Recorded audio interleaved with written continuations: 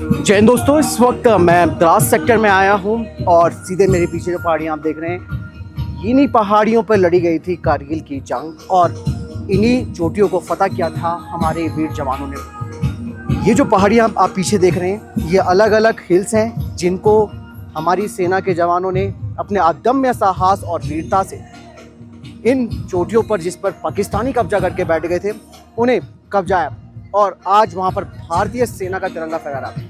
मैं आपको बताना चाहूँगा कि ये जो चोटियाँ आप मेरे पीछे देख रहे हैं कौन कौन सी है। वो सबसे पहली जो चोटी आपको दिख रही है वो है बत्रा टॉप। मैं आपको क्लोजअप करके भी दिखाऊंगा। बत्रा टॉप है। उसके बाद आती है दूसरी इंडिया गेट, तो उसी के जस्ट बगल में है। एंड तीसरा है टाइगर हिल। टाइगर हिल आप सामने देख रहे होंगे, जो सबसे ऊंची चोटी सी लग रही है वो। एंड देन उसके बाद आता है PT 5165, PT 5353, PT 5240, इसके बाद 3 पिंपल, PT 4700, PT 5060।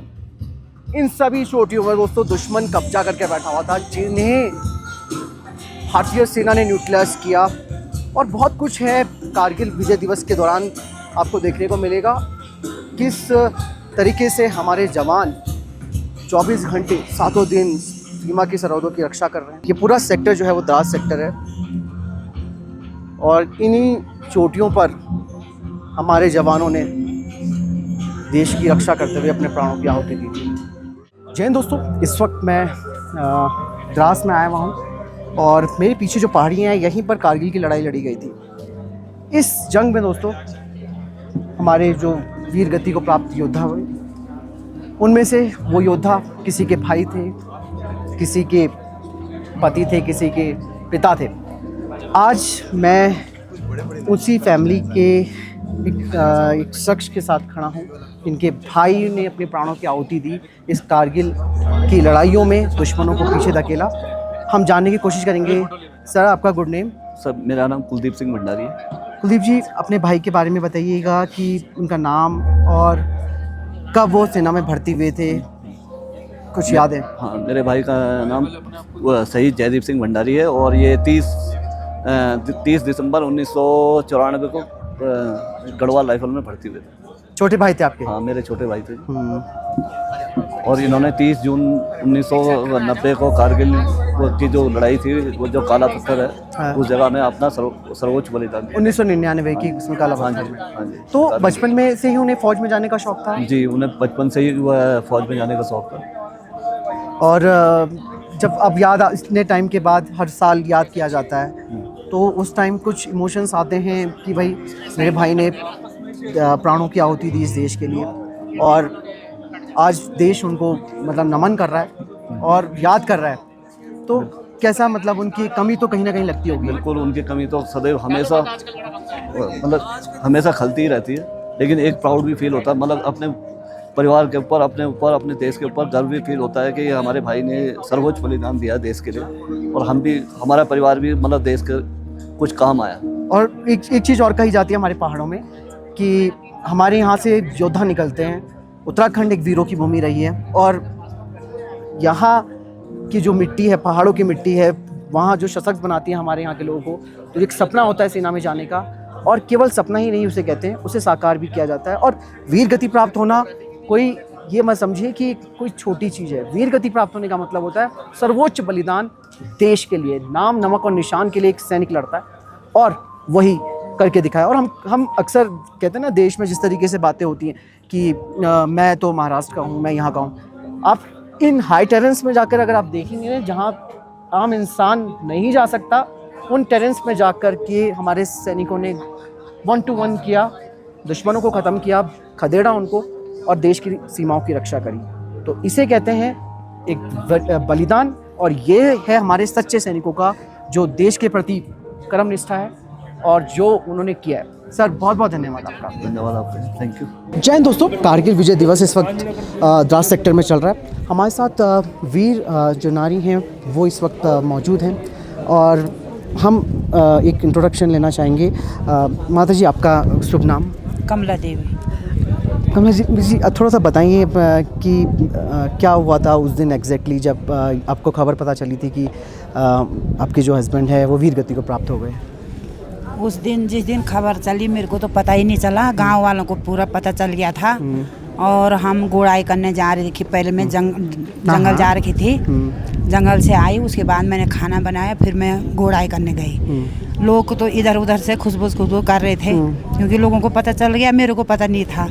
उसके बाद मैं घर आई, दूध निकाला मैंने गाय से, तो दूध मेरा गिर गया। फिर मैंने दोबारा मैंने कहा अरे ये दूध क्यों गिरा, आज मैंने दोबारा दूध निकाला। फिर मैं घर आई, उसके बाद गैस जलाया, चाय बना रहे थे, लोग थे हमारे घर में।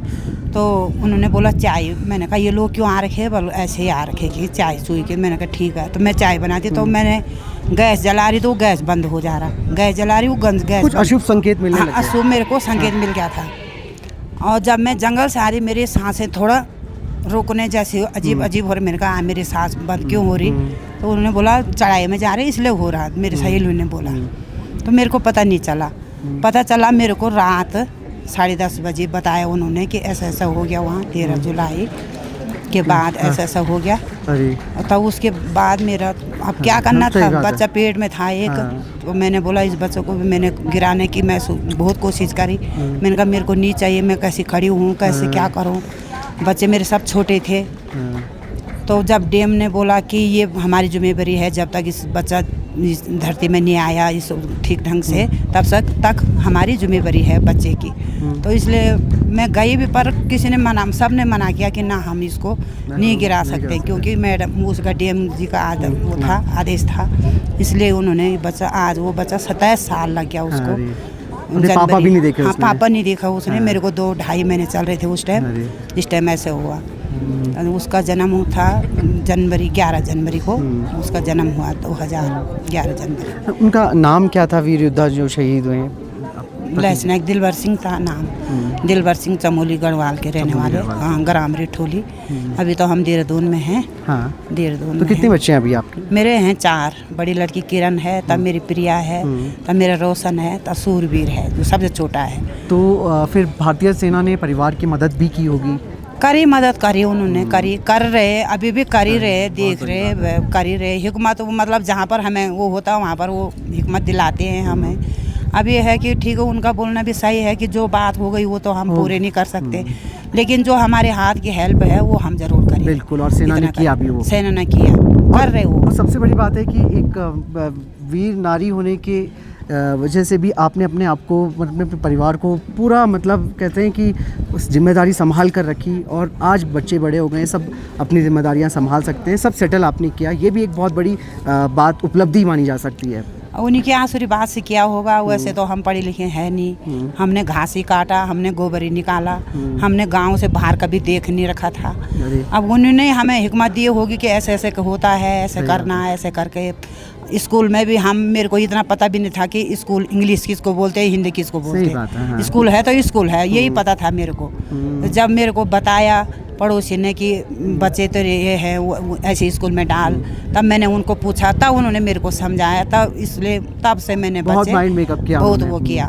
ये है, सहयोगी भी रहा है, पड़ोसी भी ठीक है रहे मेरे, और जो ये हेल्प करने वाले वो भी सही रहे, सैनिक लोग भी सभी रहे। दोस्तों, जैसे कि मैं बताऊं आपको, बहुत बहुत धन्यवाद आपका माता जी। और एक चीज़ मैं पूछना यहाँ पे दर्शकों से शेयर करना चाहूँगा कि एक सैनिक जो कि सीमाओं पर युद्ध लड़ता है, उसकी फैमिली जो होती है वो भी एक तरीके से एक वॉरियर होती है। वो भी अपनी फैमिली की जो जिम्मेदारी है, उनकी जो पत्नियां हैं वो उसको पूरी तरीके से निभाती हैं।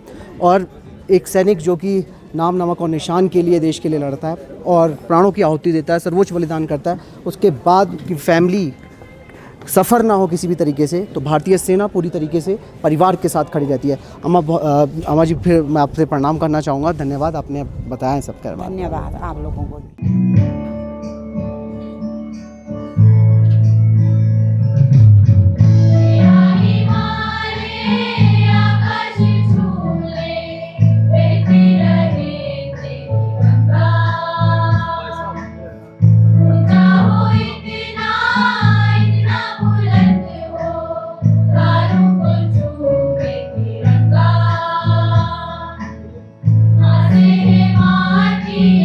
माँ से है